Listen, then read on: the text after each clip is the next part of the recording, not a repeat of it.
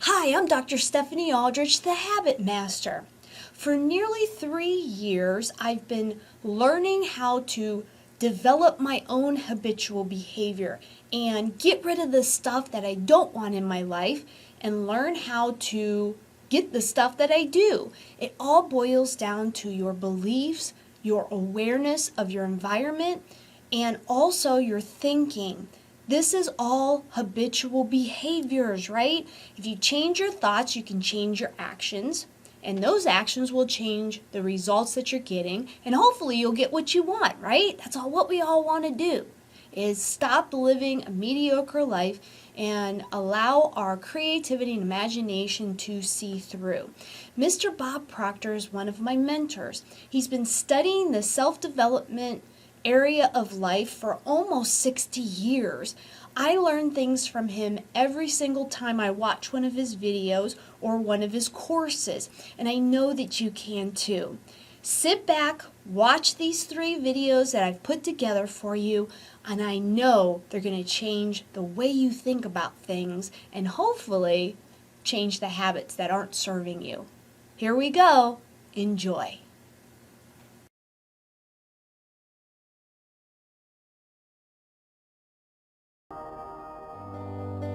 Have you ever sat back and watched what a few other people may be doing, the extreme success they're enjoying, and at just about the same time feel that maybe success was just slipping through your fingers?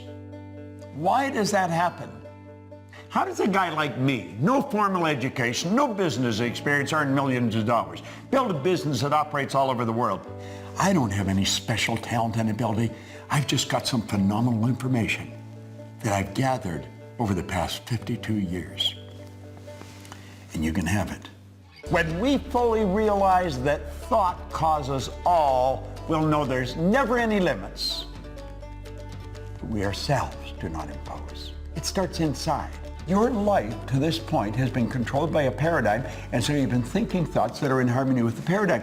That is why we keep getting the same results over and over and over again. The terror barrier bounces up, and you bounce right off the damn thing. If you can build the fantasy, and you can turn it into theory, I guarantee you it'll turn into a fact. I went into companies, and I started to show the companies how paradigms was controlling the productivity. And you know their sales went up by hundreds of millions of dollars. Do you think the Wright brothers were being logical? Do you think they were being realistic? They weren't scientists. They were bicycle mechanics in Dayton, Ohio. What do you really want? Go lay under a tree somewhere. Don't even talk to anybody. Let your mind wander. Let it take off. Martin Luther King didn't have a plan. He said, I have a dream. You gotta have guts. Don't throw your wants. Don't leave your wants on the table. For goodness sake, take a run at it. Now, I want you to go and sit down at that table and you pick up those dreams that you've left sitting there for a while. And you say, no more. I'm alive, I'm awake, and I'm on the move, baby.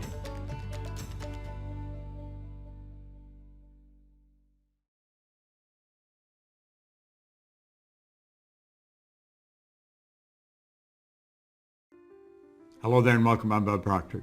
I want to talk to you about forming a habit that'll literally change your world.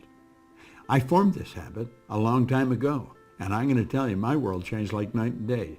Work for me, it'll work for you. But before we get into it, I want you to come back in history with me to September the 12th, 1962. For the eyes of the world now look into space, to the moon, and to the planets beyond. Our leadership in science and industry, our hopes for peace and security, our obligations to ourselves as well as others, all require us to make this effort, to solve these mysteries, to solve them for the good of all men. There is no strife, no prejudice, no national conflict in outer space as yet.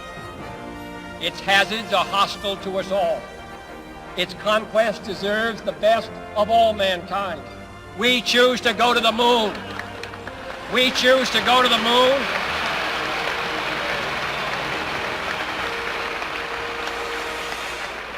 We choose to go to the moon in this decade and do the other things, not because they are easy, but because they are hard. Because that challenge is one that we're willing to accept, one we are unwilling to postpone, and one we intend to win. You know what John Kennedy did there? Made a decision. That was a decision. It was a big decision, and it changed everything forever. Well, do you know, decision is something most people never really learn, and for good reason. Stay with me, because I'm going to show you something here that you possibly have never looked at before. This book changed everything for me. In this book, it's Napoleon Hill's Think and Grow Rich. There's 15 chapters. There's one chapter, the entire chapter, is dedicated to decision.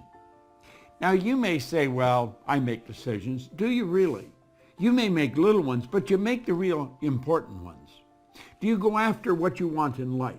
Do you get everything you want in life? See, the truth is, only about 3% of the people are really living the way they want to live, driving the car they want to drive, taking the trips they want to take, living in the houses they want to live in.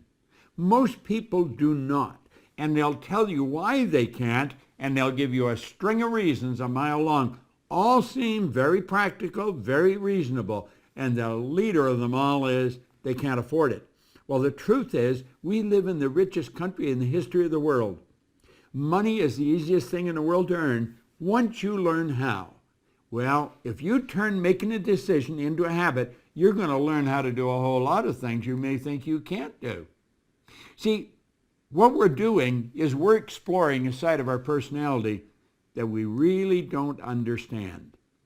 Now, I photographed a page out of here. Napoleon Hill said, those who reach decisions promptly and definitely know what they want, and they generally get it. The leaders in every walk of life decide quickly and firmly. That's the major reason why they're leaders. He said the world is a habit of making room for the man or woman whose words and actions show they know where they're going. And he went on to explain why we have difficulty here, for very good reason. Indecision is a habit, which usually begins in youth.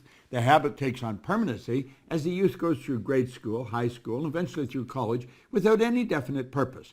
The major weakness of all educational systems is they neither teach nor encourage the habit of definite decision. Now, why is that? Well, the truth is, most people really don't know. We're dealing with a side of our personality that most people do not understand.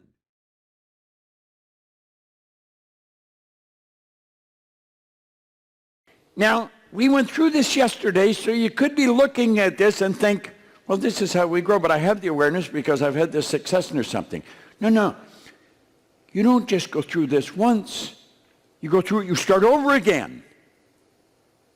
Then you start over again. Then you start over again. There isn't any finish line. We pointed out that your spiritual DNA is perfect. There's no end to your growth. Jane Wilhite taught me that one time. There's no finish line in personal growth. None. Now really think about this. So you have this desire, and why do you have this? Why does it happen? There's something inside of you. It's called your uniqueness. It's what makes you different than any other person on the planet. And you want to express this through uniqueness. It's something inside that wants to come out. You want to get it out. You just want to get it out.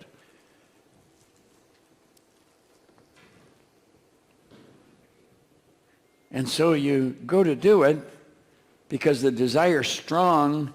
And see, the desire is the effort of the unexpressed possibility within, seeking expression without through your action. This isn't wants. This is not a want.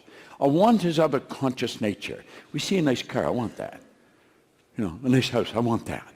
A nice suit, I want that. So we have these things we want. They're not desires. I want to get a certain position on the team. I want to win. I want to get a medal. These are things we want. We all have those. We're influenced by what's going on around us. That's not what we're talking about here.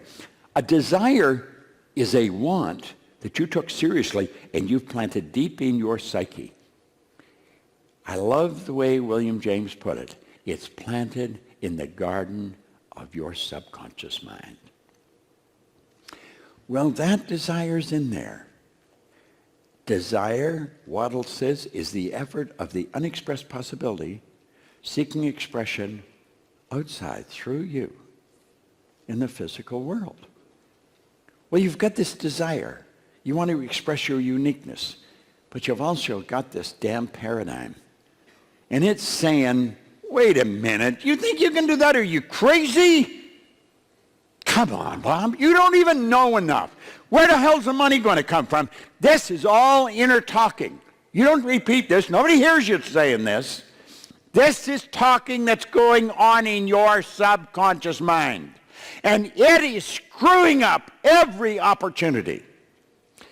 When you let your paradigm influence your thinking, you have disqualified yourself from anything better than you presently have.